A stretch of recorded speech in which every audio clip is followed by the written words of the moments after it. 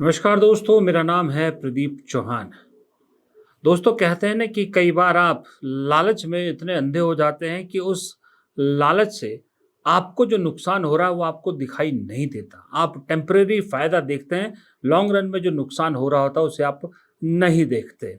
ऐसा कुछ कांग्रेस ने बहुत देखा है, झेला है और अब मुझे लग रहा है आज के दौर में बीजेपी भी कुछ इसी तरह से कर रही है। बीजेपी क्षेत्रीय पार्टियों को तोड़ रही है, खत्म कर रही है, इसमें कोई दो राय नहीं है। उसका निशाना है टू थर्ड मेजॉरिटी लेना और उसके ज़रिए अपने कुछ अधूरे सपने पूरा करना। लेकिन इस चक्कर में बीजेपी अनजाने में ही कांग्रेस की मदद कर रही है, ये बात बीजेपी को समझ में नहीं आ रही है। लेकिन असल में बीजेपी से ज़्यादा फ़ायदा इस वक्त कांग्रेस को हो रहा है। अब आपने टीएमसी तोड़ी, कल उद्धव ठाकरे की पार्टी का भी, उद्धव ठाकरे जो शिवसेना के बाकी 9 सांसद हैं, उसमें से भी 6 टूटने लगभग तय है, आप उनको भी तोड़ रहे हैं।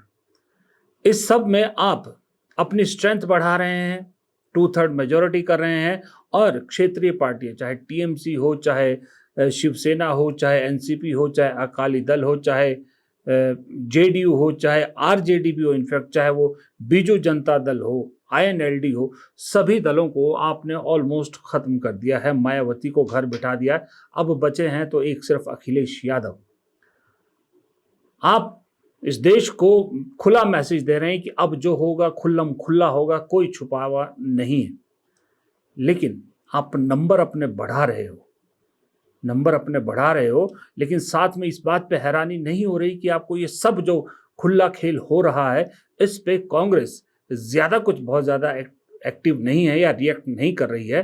थोड़ी सी एक सोच समझ के, देख के, चीज़ों को जांच परख के बयान दे रही है। क्यों?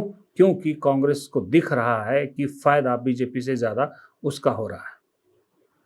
आप इस बात से अंदाज़ा लगाइए कि 2024 के लोकसभा चुनाव में मेरे ख्याल से 40 या 44% एनडीए का वोट था। बाकी 56% से 60% वोट किसको मिला था? ऑपोजिशन पार्टी को मिला था। लेकिन उसके बावजूद सरकार में, सत्ता में कौन आया? एनडीए। वो इसलिए कि एनडीए का जो कंप्लीट वोट था वो एक साथ पड़ा था, लेकिन ऑपोजिशन का वोट बटा हुआ था।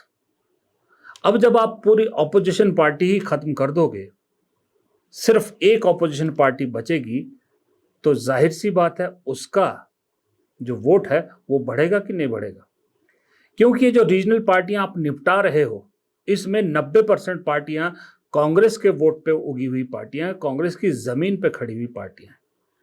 अब अगर इनके पास, फॉर एग्जाम्पल, उदाहरण के तौर पर अगर 100 वोट है, आप इनके नेताओं को खरीद कर, पहली बात तो यह है कि इनके वोटर को नहीं खरीद सकते। आप नेता खरीद सकते हैं, वोटर नहीं खरीद सकते, वोट नहीं खरीद सकते। फिर भी आप मान लीजिए आपने नेता खरीद लिए, अपने कर लिए, 100 में से अगर 10 आपकी तरफ आ भी गए, तो वो जो बाकी 90 है उनके पास आपने कोई ऑप्शन और छोड़ा नहीं है।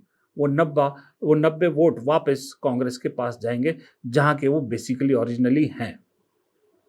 इसी तरह आप पूरे देश में इन पार्टियों को खत्म करते जाएंगे, इन पार्टियों को निपटा रहे हैं। मैं कई दिन से कह रहा हूं कि आप जनादेश लोगों का जो वोट है उनका मजाक उड़ा रहे हैं, वो वोट किसी और को देते हैं और आप उन्हें खरीद रहे हैं।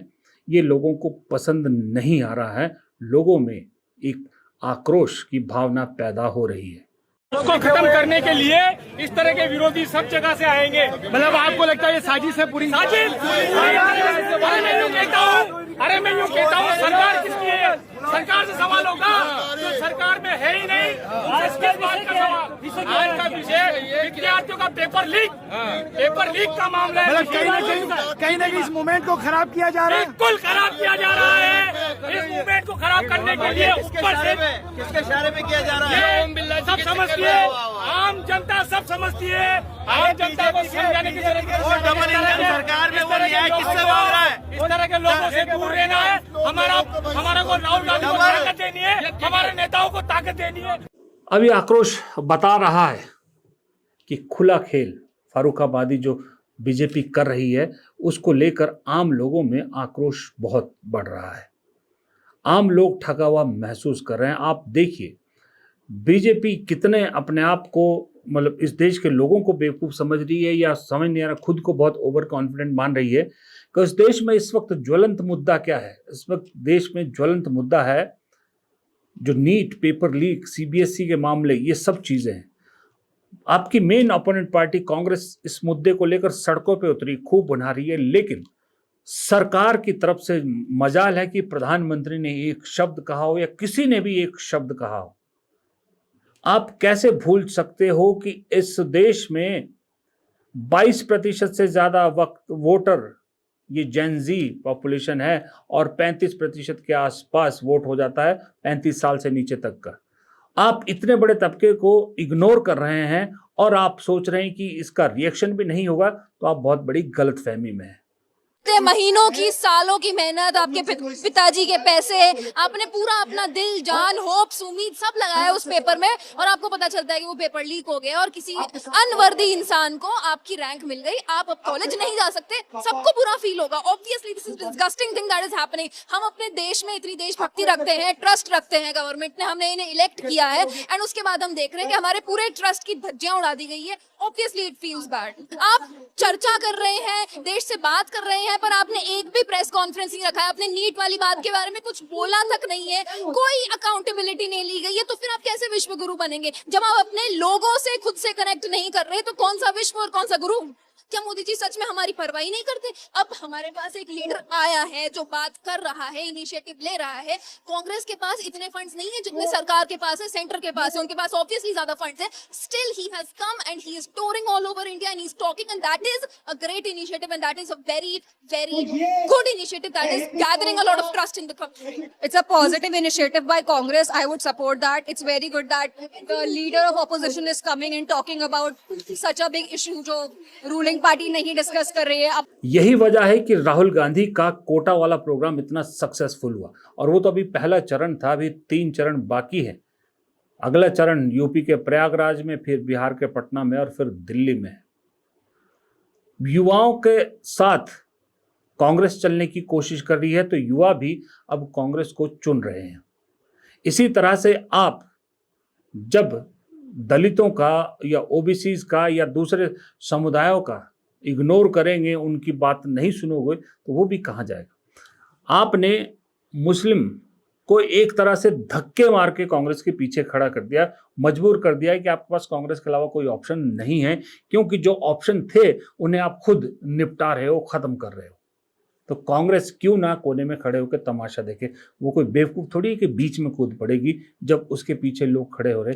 इसी तरह से दलितों के खिलाफ इतने मामले हो रहे हैं, और जिस तरह से उन मामलों को दबाया जाता है, और जिस तरह से उस दलित वोट पर असल कब्जा जिसका था, जो राजनीति करी थी मायावती, उन्हें घर बिठा दिया है, तो उसके बाद दलित वोट कहाँ जाएगा, क्योंकि ऑप्शन ही कोई नहीं है उसके पास। उसी तरह से दूसरे जो अल्पसंख्यक समुदाय हैं वो कहाँ जाएंगे? ऑप्शन ही एक है, बीजेपी आइदर कांग्रेस। यानी कि आप तीसरे टर्म में हो, 12 साल हो चुके हैं। कोई भी सरकार, चाहे मैं कहता हूं कोई बड़े से बड़ा, महात्मा गांधी भी अगर इतने लंबे वक्त के लिए देश के प्रधानमंत्री होते तो एंटी इनकम्बेंसी उनके खिलाफ भी होता। खास करके आज के दौर में एंटी इनकम्बेंसी आपके खिलाफ भरपूर है आज की डेट में। तो आपसे नाराज वोट पहले बंटता था 15 जगह, अब आपने 14 ऑप्शन खत्म कर दिए, एक ऑप्शन बचा है, तो वो वोट सारा का सारा उसी ऑप्शन की तरफ जाएगा। और अगर आप 15 साल शासन करने के बाद सोच रहे हैं कि 2029 में वो जो नाराज वोट है वो आपकी तरफ आएगा, तो भी आप बहुत बड़ी गलतफहमी में हैं, क्योंकि अब तो आपने कोई चारा छोड़ा नहीं है कि लोग आपसे फिर ना आपके विश्व गुरु के झांसे में आने वाले हैं, आपके ना अब तीसरे नंबर चौथे नंबर की इकोनॉमी के झांसे में आने वाले हैं, ना अब राम मंदिर जो राम को लाए हैं हम उनको लाएंगे उस झांसे में आने वाले। राम मंदिर के चंदे तक में आपने जो है वो हाथ साफ कर दिया, उसमें भी नहीं आने वाले हैं। तो ना अब हिंदू मुसलमान तो बचा ही नहीं। खैर, हिंदू मुसलमान का मुद्दा ही अब निपटा दिया। तो डिलिमिटेशन करके आप अपना आखिरी तीर चलाना चाह रहे हैं कि इतनी सीटें कर दो कि हमारे पास तो खूब पैसा है, सामने खड़ी पार्टी के पास इतनी सीटों पर चुनाव लड़ने की ताकत ही न बचे।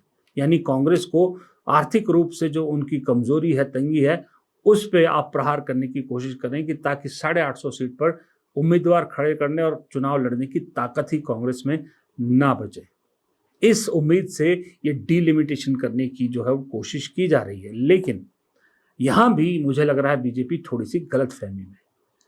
इस देश को सबसे ज़्यादा रेवेन्यू जो स्टेट्स देती हैं, जो राज्य सबसे ज़्यादा रेवेन्यू ला के देते हैं, वहाँ कांग्रेस की सरकार है। और जो सेंटर से सबसे ज़्यादा रेवेन्यू खाते हैं, जो प्रदेशों को सबसे ज़्यादा मदद चाहिए होती है, वहाँ पर सब जगह बीजेपी की सरकार है।